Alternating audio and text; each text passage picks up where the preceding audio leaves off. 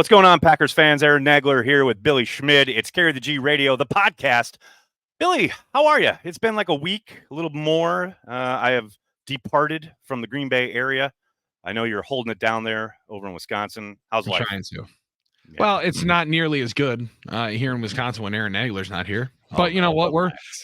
We're powering through. We're getting through the rain, sleet, and snow to get to the Mile Get High City. And more importantly, I'm just jealous of that beautiful Cheesehead TV Brazil shirt that you got rocking here. Come on now. Come on now. We were a couple of short weeks away. A couple of. How crazy is that? Passport how crazy is it? We are marching toward week one against the Philadelphia Eagles. And as you mentioned, toward a joint practice showdown with the Denver Broncos and then a preseason game on Sunday evening. But before we get to all that, I did want to kind of back up and look at some of the stuff coming out of the preseason matchup with the Browns and where you think certain battles are at heading into these important dates in Denver. Now, we know that not one practice and not one preseason game is going to determine this stuff. So that's a blanket caveat before we get going here. But I am fascinated after this week of practice in Green Bay, which saw Michael Pratt taking snaps with the twos finally. I think that's a bit overdue in my estimation, but sure feels like he's acquitting himself well, and it's not too big for him. Sean Clifford getting the start in Denver. Jordan Love won't play. What is your take on the backup quarterback battle heading into this second preseason game? Because it does feel like it's starting to heat up. Yeah, it feels like it's starting to be a little bit more of a real battle, right? Like when you mention it, that it took this long for him to get number one reps, maybe it speaks to a little bit of lack of full familiarity with the playbook that he had, or where they came in, right? As a clear 1, 2, and 3 in the pecking order, and then to earn it there. I'll tell you this, it's definitely not the Bo Nix starting in the 3 or 4 hole quarterback spot there in Denver, right? I think he may have been actually a bit sizably behind. So that part of it might not be too strange, but you could see a little bit more confidence with Michael Pratt in just about everything he seemingly was doing at practice for a couple of days. So that I'm excited to see how it translates on Sunday. Yes. And maybe there is something to it, Nags, of once you are able to take a snap in a game, you do just feel a little bit more confident of, okay. You own it a little bit more, right? Here. It's not too big, not too different. It's still just football, essentially. Even though, right? I mean, he was handing the ball off quite a bit, right? I mean, like they at the end there, especially. I will say, though, he pushed a couple nice downfield off that right side, a couple deep in cuts. I was like, okay, young man, let it rip. Like, they showcased a little bit of his arm strength, and they let that speak for itself a little bit. Push it there a little bit. I'm fascinated to see how this plays out over this weekend, because I do think the joint practice coupled with the preseason game against looks you're not familiar with. I mean, this is the work you've been doing up until this point. You've got one preseason matchup with the Browns on tape, right? Now you're going to have a full practice and another preseason game against looks you're not used to, things that you haven't been kind of studying basically all offseason, right? These are lots of variables being thrown at you. I mean, look, you don't have to look much further than I think Clifford now has thrown 10 interceptions on the summer. Clearly, he's a bit of a gamer. I think we can safely kind of label him as such at this point, because I thought, and I don't know about you, Billy, but I thought he looked exponentially better in that Browns game than he has looked at any practice that I've been at. Totally. And that was kind of the case last summer as well. So that makes it difficult if you're sitting here trying to handicap it from the outside, because I'm like, I got to suspect the coaching staff is probably understanding what Clifford is, and they're probably, I would suspect, erring on the side of, we want a guy who we know, second year in the system, knows it like the back of his hand, and we know he's going to deliver when the lights come on if necessary. Like, if we have to throw him out there and for whatever reason, God forbid, he has to finish a game because Jordan gets hurt, you don't have to completely change your playbook. Now, obviously, you're going to button it up a little bit because it's not Jordan Love, but be different. But at least he can get you through a game. Whereas with Michael Pratt, as good as he's looked his last week or so, that's still got to think he's probably swimming a little bit. It would also feel like much more of a wild card and a less known commodity if you put him into a game scenario, right? And I like the fact that you put it at finish a football game, right? Like, even though last year there was almost every single team had a backup quarterback have to start a game at some particular point in time. So that part of it's interesting of and we talked about this on the post-game show, because I wonder if there's a little bit more of a gentleman's agreement between teams of, yeah, you're 3 guys, yeah, you're 3 guys, we got your 3 guys. We all understand nobody's keeping 3 on their full 53. Right. So you keep your practice squad guy, you keep your practice squad guy, I'll keep mine, and no one's going to pick around and grab them. But that would then eliminate any thought of trying to curtail the visuals what of a you're guy showing. who's really, really good. See what you're showing. I wonder if there's, and we've seen this at the end of cutdown day the last couple of years. Teams covet their players more than anybody on the teams' outside. practice squad Yes, guys. 1,000%. Always do. Yep. So I wonder if there's a little bit of, we kind of just know that he'll be on the practice squad, and that's where there's not as much of a real competition to it because of what you just mentioned. If they know what they would get in a finish the game scenario, then we're much more comfortable with Sean being the number 2. Right. And then if we know that Jordan's out for 3 weeks with a hamstring, well, then it will be maybe a little bit different story, because we can prepare differently knowing you're going to be available, and this is the guy we got to go with. Yeah. Now we'll bring up Michael, and then it will be more of a real competition for, hey, if he doesn't play well in 3 quarters or a full game, it might be your opportunity next week. Time to make the switch. We saw that with teams being much more aggressive going to number 3 than obviously going from 1 to 2. 2 to 3, that's a very fine pull. We'll try that. We'll see if we can grab lightning in a bottle. Well, especially if you're not going anywhere, doing anything on offense. We saw that with the Vikings last year. Like you said, there's been a number of teams last season that had to go 2-3 deep at their quarterback bench because of injury, and that's just life in the league now. That's what's somewhat scary, but also kind of the norm now. You got to expect it's going to happen at some point. The days of being able to know Brett Favre is going to be out there forever, like, those are long gone. Yeah, and you got to be prepared for it. Who those true Iron Men were, right? It's the Manning brothers for a long time. Long time, right? Brett and Tom had the 1 year where he's down. Ben Roethlisberger seemingly had 4 braces on every single piece of his body at all times. Yes, right? I mean the thought that even if you have one of those guys, one of the top dudes in the league, they're going to get dinged up. They're going to get nicked. I mean, Chad Henne had to go and finish and win a playoff game. Unbelievable. For Kansas City en route to a Super Bowl. So, yep. And nobody was saying Chad Henne was as good as he was in Miami in the early aughts, and that wasn't all that good when he went and finished that game and beat Baker Mayfield. Well, it helps you have Andy Reid drawing up the plays and keeping them in good spots, and that's part of why I think. But that's also why I think the Packers are probably okay with the idea of, if we have to get through an extended time with Sean and Michael. And look, this is big time if stuff. Obviously, you're planning Jordan Love's going to be your starter, 17 games, etc. But if you do have to get there, like, Matt's shown an ability to draw up a game plan and put you in good offensive positions and knows how to scheme it up. Like, obviously you don't just beat a defense with a scheme point blank, but as far as being able to limit what you're asking a guy to do but still be effective on offense, I think LaFleur could get them through any kind of stretch like that. And it would be I don't like it. I'm not even going to say what I was going to say. Like, it would be interesting to see him in that position. I don't want to see him in that position. Nope. But if indeed it was, no, sir. There would be confidence going forward with it. Yeah. Let's take a step forward from the quarterback spot and look at the offensive line, where we saw Jordan Morgan return to practice in an individual kind of way yesterday. Still just doing individual, not any team stuff. Got to think, I'll be very surprised if he's in any kind of team situation in Denver for the practice or the game. So that gives you Sean Rhyan, and that gives you, if you are Sean Rhyan, a monster opportunity here. And I know he's been running with the 2s at center, and he's been running with the 1s at guard, and he's been doing a lot, right? But that's kind of the job. Yeah. Especially if you are battling for a starting spot. He's got a humongous opportunity here. If he can put on, some really good stuff, consistently good stuff on tape between the practice and the game, he could legit start to solidify his, despite the fact it's pretty clear the Packers wanted Jordan Morgan to win this gig.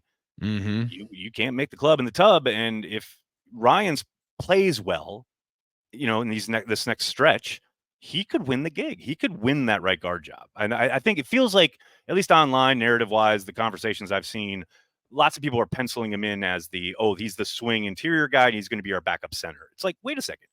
He still has a chance here to win the starting right guard job. Yes. I also think the interesting part is he could go from like 5 to 7. Yes. Right. 100%. Totally right. Like, agree. I think Jacob Monk could pass him up as the first interior guy in if he doesn't take advantage of the opportunity. Yeah. That's very, very fascinating storyline to watch into how he plays, because what did we see again in Cleveland? Good in the run game, right? Mm-hmm. It's a lot easier to see when you're running out and lead blocking for Emmanuel Wilson inside the red zone. Right. But did you see him get markedly better in the pass game? Maybe have a couple of nice reps. A couple reps, yeah. A couple of nice plays, but a couple of plays that I think were similar stuff to what they saw. So I think that is a really unique position that he's in, because they want Dylan Morgan to be the starter. Yeah. I mean, that's pretty clear, right? It's clear and obvious to all of us watching. And I don't believe that it's like a hand-picked, like it just only a hand-picked thing. I think Jordan Morgan's looked good over at right guard. I think he's going to be very functional. He was on a good path before he got there. And you could see his ceiling being higher.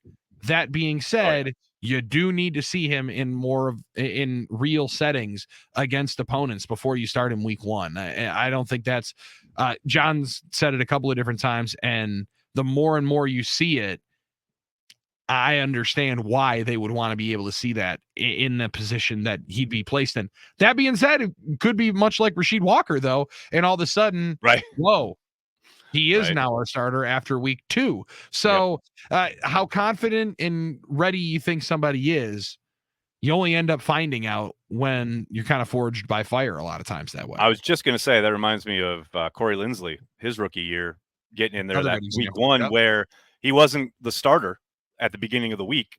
And then like by Tuesday, he was the starter because there was an injury, and he was starting on the road in Seattle his rookie year. Like, good luck, kid. Yeah. I mean, that's part of the gig. And I'm glad you brought up Jacob Monk, because it's an unusual kind of track I took this week, Billy. I actually made kind of a rundown here. I have some notes that I've been going through, and I've been looking at a bit, topics I wanted to talk about. I know it's very professional. I'm trying to get ready for the regular season. And some random guy just walks right by. I saw that. He's just saying hi. He's just saying hello. So I wanted to make, some notes, things I definitely wanted to talk about. And Jacob Monk was literally the next on the list. Let's go. Just saying, my only note was, we see you, Jacob Monk. What's up? See you. What's up? Like I think he started slow this summer. I don't think that's telling tales out of school. I think he was swimming a little bit. But I'm telling you, that preseason game, okay, Jacob Monk, that's what we thought we were getting. Yeah, you got made.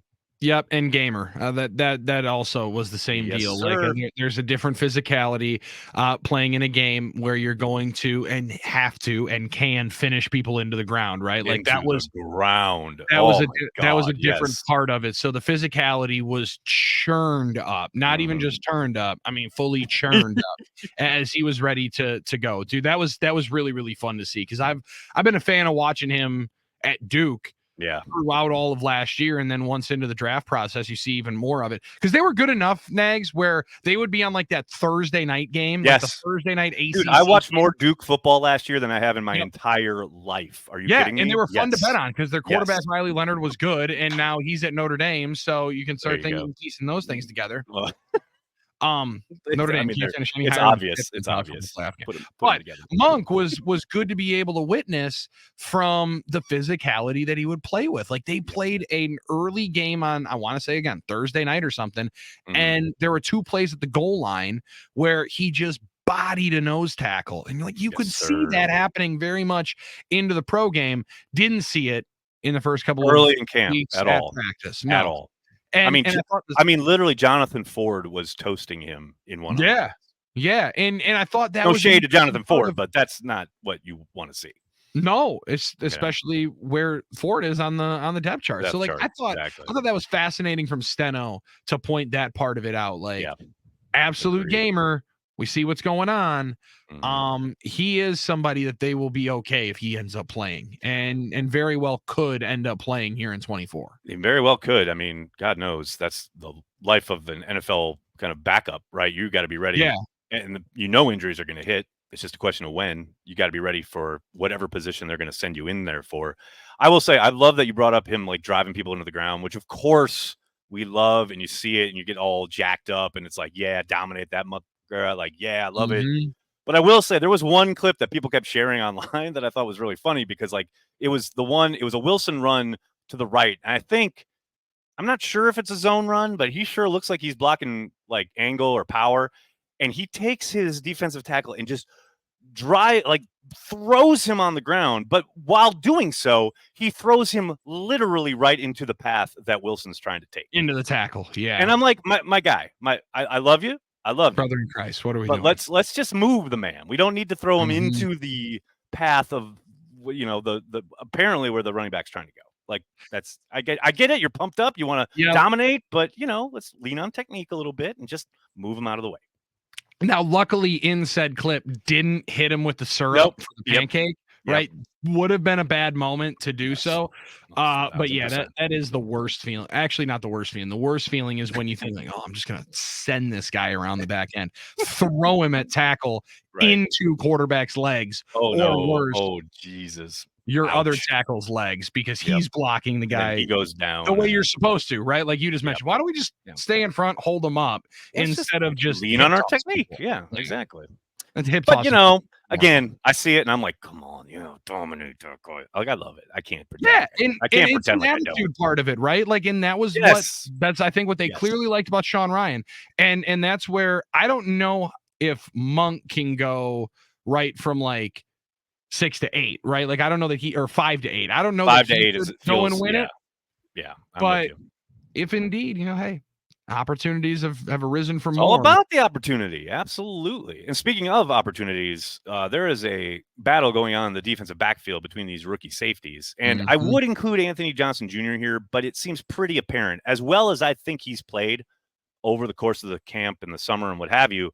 It is very clear this is Evan Williams versus Javon Bullard as far as who's going to be on the field more. And look, Bullard's been with the ones almost the entirety of the last 2 weeks, right? Like he's been the guy opposite McKinney when they were all at the ones for the most part. But man, it's hard to deny Evan Williams. Hard to deny what you saw out of him in that preseason game. Hard to deny what you've seen day in and day out at camp and practice. I mean, good problem to have, right? But I don't know how they get all these guys on the field. You got Keyshawn Nixon tweeting out, I'm the nickel. Okay, well, if he's locked in at the nickel, how are these other guys getting on the field? Because they need to be. Yeah, and you are now. Like at some particular point, that seems like it would be a very good Evan Williams job. Yes, I completely agree. Just feels like it would be a good position to potentially be in. So I'm fascinated too as to how that changes. You're right about Johnson Jr. It seems like he's McKinney's backup at this particular point. Like he might be. I hadn't thought of it that way, but that's not a bad take. I don't think right. Like and not necessarily like it's a bad thing of just being a backup, but like it just seems like that's a clear role where they can say, all right. Sorry, Bob. We don't know that that's going to play a whole lot since my man didn't miss a snap in 2023. Right. But a regression towards the mean, maybe he misses more snaps. So there's something to that of having somebody locked in at that spot. It just seems like that's kind of where they're headed with it. Yeah, that's a good take. Evan Williams is just all over the ball. I mean, my goodness. Are you talking about just an instinctual player? That's it. Yes. His instincts at the position, and I've tweeted about it 100 times. I've talked about it. Tyler's clipped, I think, 3 times me just jonesing over freaking Evan Williams. But I'm telling you, man, he is the real deal. The more I watch him, the more impressed I am. Like, he is absolutely legit as far as stepping onto a football field and nothing being too big for him as a rookie. Like it's impressive, man. It's so impressive to watch. Well, and two, the interesting thing about Williams, I've just you try to craft these takes, Nags. Right, as one does. The transfer for Williams going from Fresno State, to Oregon. Right. Think about just the step up and the excitement of taking the step up from, I believe, Mountain West to Pac-12, right? Pac-12. That's a bit of a step up in level Serious of step competition, you up, would think, especially when right? you're talking about being one of the premier programs in the country. Absolutely. And Dan Lanning, similar, he was at Georgia at one point, so he would have been the guy, I believe, that would have recruited Javon Bullard to Georgia before going and taking the head job at Oregon. I could be crossed up on my years, but I believe there's some similarity in there. So you know that there's similar kind of prospects. Again, maybe makes sense more why Goody eyes up both of them. But I think that's a fascinating part of how these players are coming out of the draft and ready to go into these camps. Evan Williams did a very, very similar thing a year ago, moved away from a comfort zone, took a step up in competition. Good point. And then was ready to rise to the occasion and start right away. So if you do that again at the next level, the jump is still remarkably sizable, but you've just proved to yourself that I can do it in a short time period and something's going to work out in front of me. Like I think that's an interesting part of how his story seems to go similar from Oregon to Green Bay of proving that I can make the step up in year one, take the leap, prove it to myself, and then just go play ball, because that's when you can allow your instincts to take over. And that's the exact word to describe the way I think that we've all seen him play. It's just very, very instinctual. No question about it. And that's what we heard all offseason, right, from both LaFleur and Hafley regarding the defensive shift, the new scheme, and what they wanted out of these, all of these guys on the defensive side of the ball, but especially the secondary. We want you to stop thinking and just play fast and go. Well, damn, if that has not been the case. Like I gotta think, yes, eventually. It sounds like there was one in practice yesterday or 2 days ago where there was a miscommunication between Bullard and McKinney, and there was a kind of a sizable shot down the seam to Reed for a big gain. But outside, like from most of the stuff I've seen, and certainly in that preseason game, I mean, they're flying around. They are not thinking. They are reacting. They're trusting their homework. That's what we always talked about, Corey and I, back at school. It's like you do the work in the lab. You do the work at practice, right? And then game day, you just go. You just play, because you trust that all of that is in your body. It's in your mind. It's just all there inherently. And if you're not catching yourself thinking about it, you're just reacting. And I'm telling you, again, that's what it looks like Evan Williams is doing down in and down out.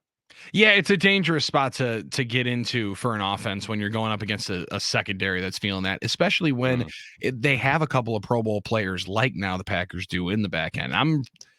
The Jaire piece for how the safeties end up producing this year will be interesting to how the field kind of funnels towards, because you want to talk about playing fast and confident.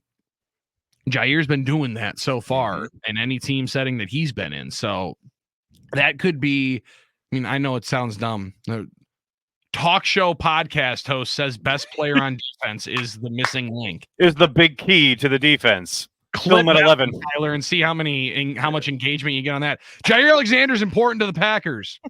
No shit. But I'm glad you said that. I'm glad you said what you said a little bit ago in regarding Jaire's play in a team setting. Because if there's, can I just bitch for a second here? I'm ready just for a second. Come on now. If I see one more moron take a complete out of context one-on-one clip that these people are shooting in the stands at Reineke Field, right, where Jaire gets beat, because it's going to happen. It's one-on-ones, and they're like, oh, look, Jaire got cooked. It's like, you mean in something that doesn't resemble actual football in any way, shape, or form, where there's no sideline, there's no help, there's no nothing. He's not even like really able to jam a guy. Like, this is what you're kind of like trying to feature and trying to denigrate him with. Yeah. Like, can we be serious here for 5 seconds? Like, talk to me about his play on the field in the game situations, not about one-on-ones. That's not football. Please. Well, that stuff just drives me insane. Yeah, it's also like saying, oh man, this left tackle stinks on ice. Look at him just get absolutely cooked on this one-on-one. Right. Oh, sweet. Okay, where the guy's got a two-way go. There's nobody to my inside that will help. Nope. And oh, by the way, this guy doesn't move. Sure. Yeah. Awesome. Great. Let's do it. Thanks for that insight there, Coach. Yeah. I'm really happy about it. Yeah, I just had to get that off my chest. It's been bugging the shit out of me. I bet you feel a whole lot better after that. You should. I do. You should. I really do. Because it's one of the most frustrating parts of it when the attention is going to be on Jaire, as it should be. Again, of course. And he wants that. He welcomes it. That's the goal of, right? Some celebrations and stuff like that. The seatbelt is also massive celebration.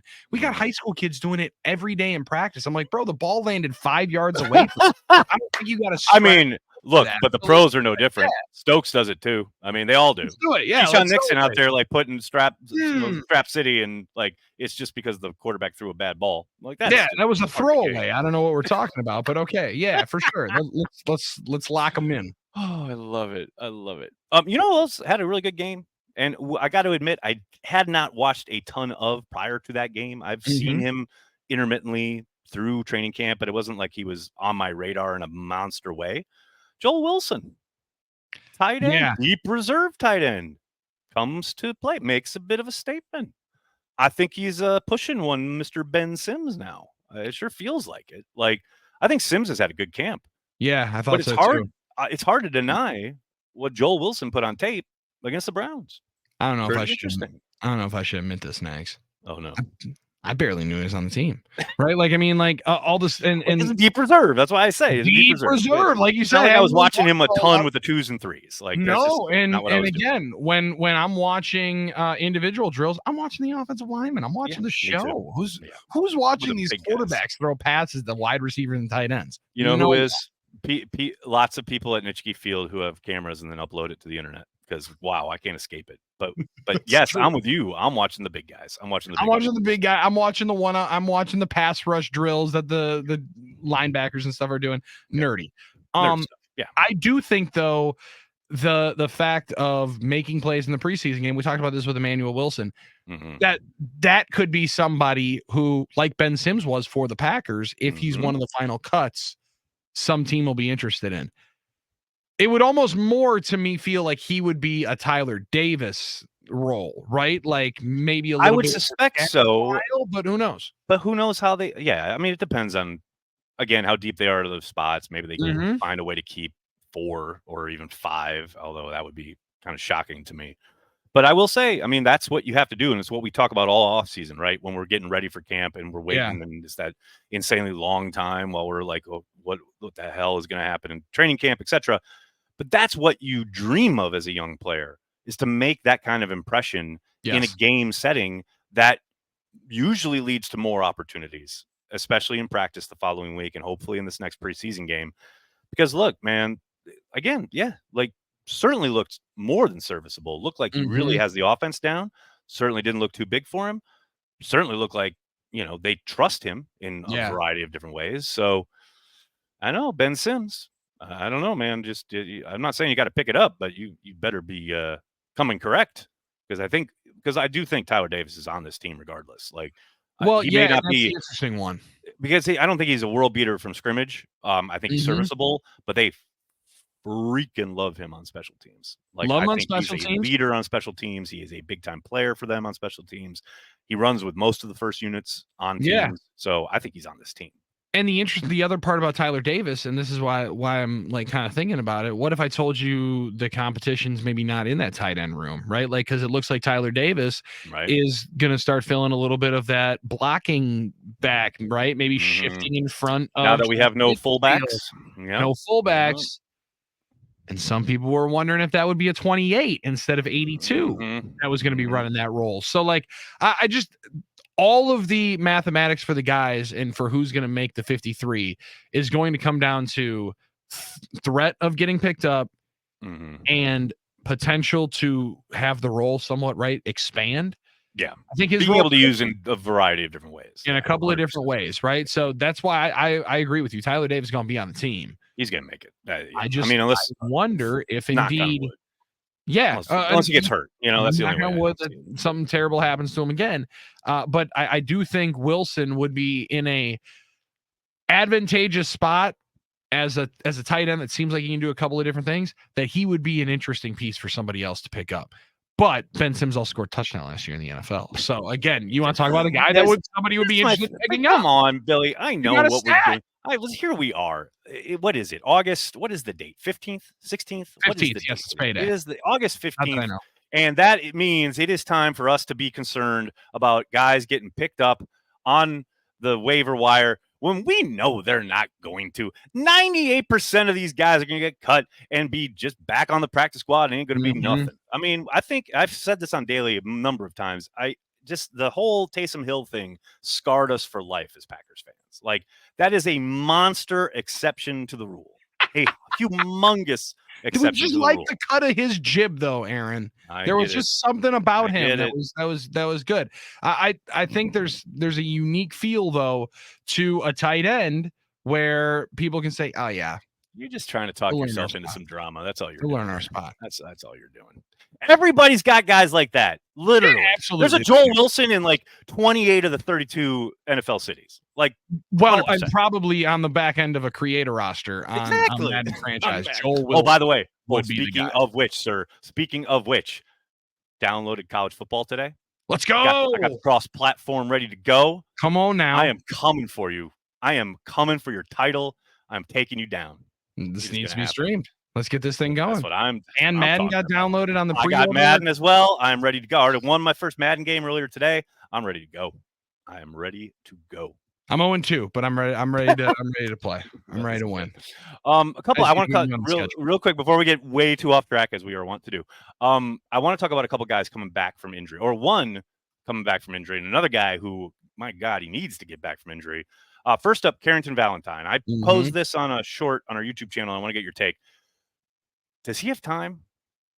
Does he have time to try and get back in the mix and win a job at cornerback 2 over Eric Stokes, or has he missed too much time? Because I got to imagine he's back this week at practice, individual drill stuff, no team. I can't fathom the medical people allowing him to play team stuff in the joint practice, probably not even in the preseason game. So then you get back next week, you've got a practice, you've got a joint practice, you got a preseason game, which I suspect will be his 3 opportunities to make a case. Is that enough time, or has he missed too much time? I think that's a difficult ask, right? I think that's a difficult ask, even though Eric Stokes hasn't put it together with the picks, right? Like, I think the coverage is good enough. He's had a good camp, right? He's been around the ball, and I think again, there's a part of this that he is a first-round pick, right? Granted, they undeniable physical upside. Yeah, and passed on him giving him the 5th-year offer, right? Yep. But I firmly believe it would be one of Goody's favorite extensions to hand out week 8 or 9 to Eric Stokes for a 3-year deal to be like, we don't want you to go to free agency. You're playing really, really well. You're going to be across from Jair. So I think he doesn't have enough time to win it yet. Right. But there will be a quicker hook than because he's played that spot, right? I do think Stokes has benefited from the scheme switch too, as far as what he's being asked to do, the emphasis on, just their coverage principles, the man match stuff, the ability to just run with guys rather than having to keep his eyes on the quarterback and blah, blah, blah. And like, there's just been it just has looked more fluid for him. Now, that doesn't mean he's been lights out. He's not shut down or anything like that, but it really seems to suit him better. Couldn't agree with you more. I think him being able to just run with a player, and that doesn't mean just he can't play zone, but it's a lot easier to be. He's so much better in man that it's a good spot for him, and it's a good scheme for him to exemplify his skills. Right, his skill is the insane speed that he would have if he needs to catch up and gets beat. So no doubt that definitely does play towards his abilities more. And then the other guy I wanted to highlight, just because it's been frustrating waiting for him to get back out there, is Edgerrin Cooper. I mean, wow, I don't want to say it's a lost summer, but man, we are approaching lost summer territory. And that doesn't mean he can't contribute at some point this season. Yeah. But it sure is starting to feel like he's not going to contribute early, because I don't know how you miss this much time as a rookie and are able to just get inserted in there week 1, even if he's out there, say, next week, and able to get at least some work in the preseason game against the Ravens. Do you trust him enough as the staff to put him out there down in Brazil week 1 against the Eagles? I mean, like I said, it's really disappointing, because I'm so excited by his skill set, and I'm so excited about his ability in this defensive scheme, but we just haven't been able to see any of it. Yeah, and the other part of the excitement was you just penciled in that he was going to be a starter, right? And that he was going to bypass Isaiah Yeah, McDuffie. I think the A lot idea of from the fans, that's how I outside feel. was probably Yes. like that, but I don't know Yep. that that was the feeling inside the building. Doesn't seem No, like it, absolutely you not. know? Yep, like, I think inside the building, there was definitely a pecking order, and Isaiah was gonna get every opportunity to show and build off what Keep he that had last job. year, and I think Yeah, he has. exactly. Yeah. But the Cooper thing is disappointing because, I mean, I was looking 33-1 for my man to win defensive player, rookie of the year, right? Like, I now love how it all comes back to your bets. That's the crux of this show. Like, it glad I doesn't didn't matter. put it in, right? No, I Because got I'm you. with I you. got Like, I don't know how he contributes early within the first month or so you. that's It's not gonna on be teams. it's not gonna be hard. It's gonna be It's hard. going to be hard for him to jump in there as well as jump over, Eric Wilson, who's also played well. Now that's a glue dude, right? So if they He's a can, glue dude, but man, I love him in this defense. I think yeah, he's and solid I as like the hell. way he plays. I do too. So I really do. that's a definite spot where feels like 25 is going to be the time that you would really jump, unless there's stuff in front of him, injuries in front of him that Right. open up a pathway. But I love my man standing behind after he comes out of the rehab group, Nags, Right. walking through his steps in the started Mhm. team. Like, Yes, sir. I still think the guy's That's got a player. That's a player right there. Yep. everything that he can do to be on the field. It just legs not cooperating or whatever that little deal is in there. Yeah, the hip. What I mean, that's Hip, so hammy, groin. There's all so much stuff in there and annoying. Just stuff going on. annoying. Yeah. Well, Billy, I cannot thank you enough. As always, hanging out and talking some Packers with me. And like I said, man, we're gonna find a time where we can throw down some college football 25, so I can get my revenge for my 1 point Yeah. loss. Well, with and LSU. I just want to make sure that, we'll figure it out. We'll pick a time and let's maybe, when your girlfriend's not still there, so it doesn't look like you're playing too much. No, that's good. It's a good thing. We Or want if her to I think I play all the time. Go, Because that oh, becomes that's the true. norm Yes. when Yes. we move in together. Oh yeah, Aaron's playing Madden or college football because that's just what he does. Like that, we have to make that become the norm. That is Okay. the goal here. Well, then I'll see you later on tonight online. All right, I'll hit you up. It'll be great. Billy, I can't thank you enough, brother. I'll talk to you next week. See you, man.